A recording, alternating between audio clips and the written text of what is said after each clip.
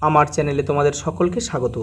আজ আমরা ক্লাস 6-এর রায় মার্টিন প্রশ্নবিচিত্রা থেকে ভূগোলের দ্বিতীয় পর্যায়ক্রমিক মূল্যায়নের চতুর্থ স্কুল সলভ করব।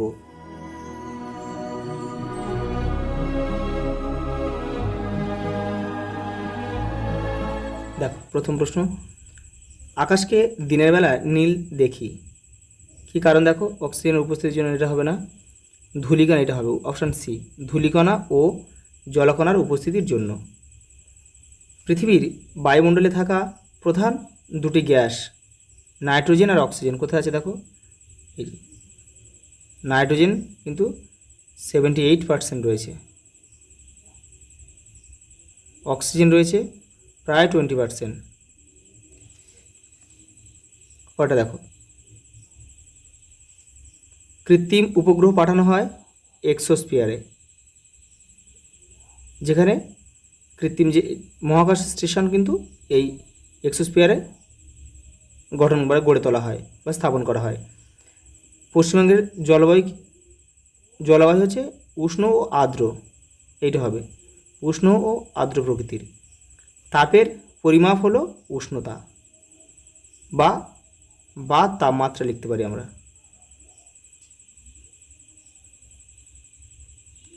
পরেরটা দেখো, আমাদের দেহে তাপমাত্রা বা জ্বর মাপা হয় যে যন্ত্রের সাহায্যে, তার নাম হচ্ছে থার্মোমিটার।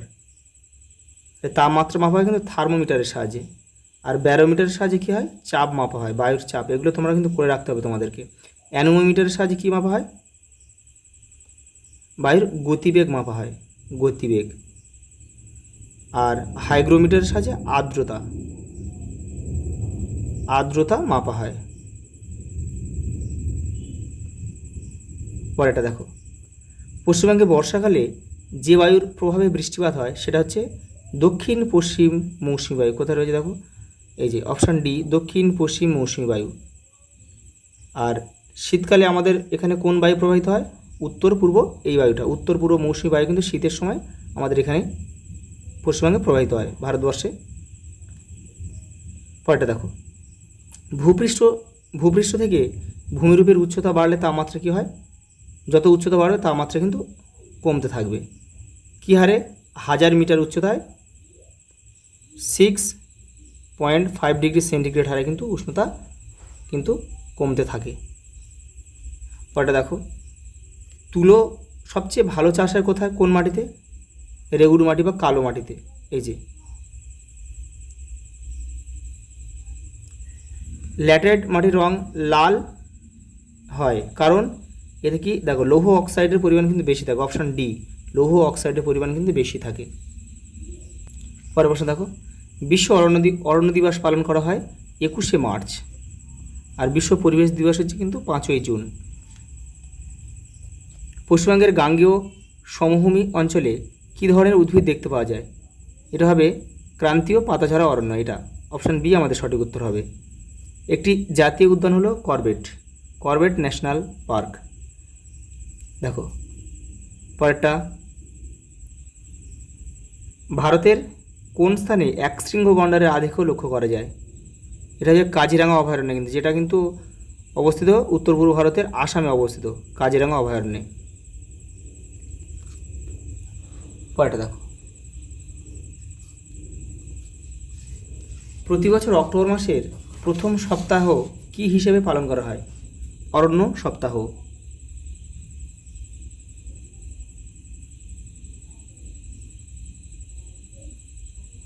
অরণ্য সপ্তাহ পালন করা হয়। পরেরটা দেখো, এটা একটু কিন্তু ভুল হলো, এটা অরণ্য সপ্তাহ হবে না, এটা হচ্ছে বন্য প্রাণ সপ্তাহ হবে। বন্য প্রাণ সপ্তাহ, একটু ঠিক করে নিও। পরেরটা দেখো, কোন জাতীয় অরণ্যে মানুষদের মাঝে মাঝে শিকার ও পশুচারণের অধিকার দেয়া হয়? এটা হবে সুরক্ষিত অরণ্যে। সুরক্ষিত অরণ্যে।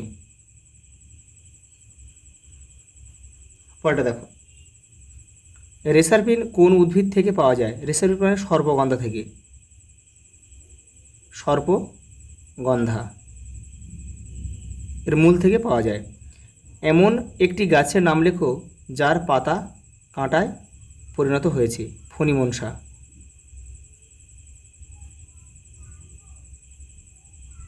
ফণিমনসা। মাটি ক্ষয়ের একটি গুরুত্বপূর্ণ কারণ কি? অতিরিক্ত পশুচারণ।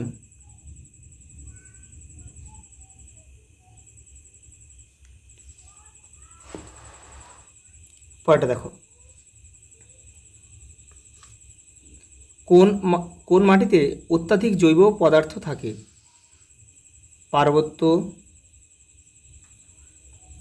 পার্বত্য অঞ্চলের মাটি, যেটা কিন্তু পটজল মাটি নামে কিন্তু অধিক পরিচিত। কোন রেখা ভারতের জলবায়ুতে প্রভাব ফেলে? কর্কট ক্রান্তি রেখা।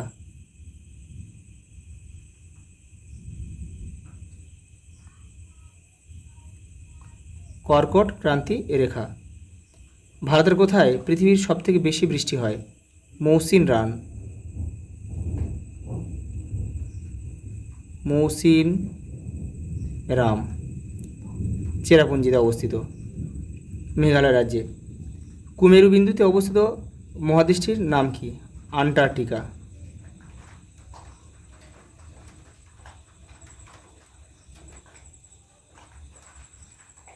ভারতের একটি গবেষণা কেন্দ্র যা কুমেরুতে অবস্থিত তার নাম লেখো। দক্ষিণ গঙ্গোত্রী।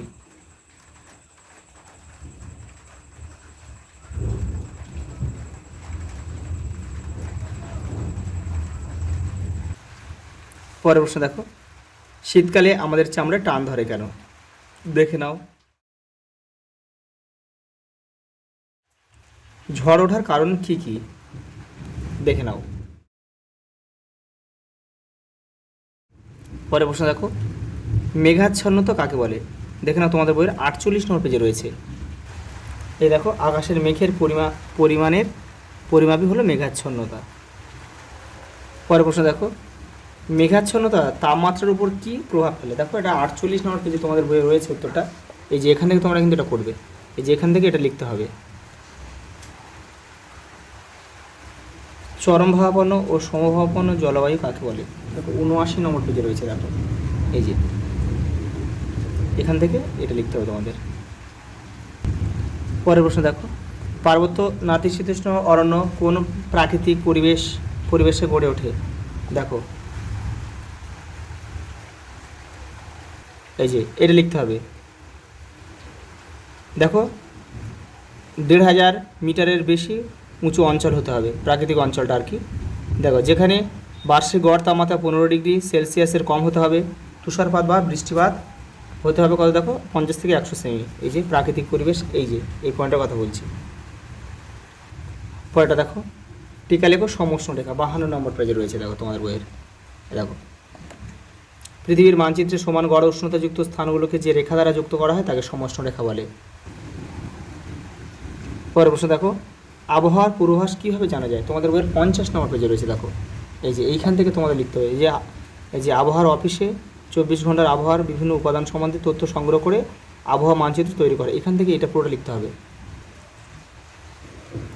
পরের প্রশ্ন দেখো, বৃষ্টি কীভাবে হয়? 34 নম্বর পেজে দেখো তোমাদের বইয়ের উত্তরটা রয়েছে। এই দেখো এখান থেকে এটা পুরোটা লিখবে। পরের প্রশ্ন দেখো, টিকা লেখো আন্টার্কটিকার জীবজগৎ। 41 নম্বর পেজে রয়েছে। দেখো এই যে আন্টার্কটিকার জীবজগৎ, এখান থেকে এটা তোমরা পুরোটা লিখবে। দেখো, আন্টার্কটিকায় বৈজ্ঞানিক গবেষণার জন্য পৃথিবীর সব দেশকে কোন 3টি শর্ত মানতেই হবে তা লেখো। 42 নম্বর পেজে রয়েছে। দেখো এই যে এইখান থেকে এটা পুরোটা তোমাদের লিখতে হবে। এই 1959 সালের আন্তর্জাতিক চুক্তি অনুসারে পৃথিবীর যে কোনো দেশ এই মহাদেশে সমস্ত রকম বৈজ্ঞানিক গবেষণার সুযোগ পাবে, কিন্তু সব রকম গবেষণা পরিকল্পনা হতে হবে শান্তির উদ্দেশ্যে। এখান থেকে পুরোটা লিখে দেবে তোমরা। দেখো পরের প্রশ্ন, উষ্ণতা অনুসারে বায়ুমণ্ডলের বিভিন্ন স্তরগুলির চিত্র সহযোগে ব্যাখ্যা করো। এই যে এখান থেকে তোমরা করো যে ট্রপোস্ফিয়ার, স্ট্র্যাটোস্ফিয়ার, এবার রয়েছে মেসোস্ফিয়ার, রয়েছে থার্মোস্ফিয়ার, আয়নোস্ফিয়ার, এগুলো সম্বন্ধে লিখতে হবে। পরে দেখো, পৃথিবীর বিভিন্ন তাপমণ্ডল সম্বন্ধে চিত্র সহযোগে ব্যাখ্যা করো। তোমাদের বইয়ের দেখো 52 নম্বর পেজে উত্তরটা রয়েছে। দেখো এই ছবিটা দিতে হবে, আর পৃথিবীর তাপমণ্ডল রয়েছে দেখো উপরে, এই যে 3টে পয়েন্ট কিন্তু তোমাদের লিখতে হবে। এই দেখো উষ্ণমণ্ডল, নাতিশীতোষ্ণমণ্ডল, হিমমণ্ডল। লাস্ট প্রশ্ন দেখো, আমাদের জীবনে অরণ্যের গুরুত্ব আলোচনা করো। 90 নম্বর পেজে রয়েছে দেখো, এই যে এটা তোমাদের লিখতে হবে, এই যে এগুলো সবই লিখতে হবে। আচ্ছা এই পর্যন্ত, দেখা হবে পরের ভিডিওতে।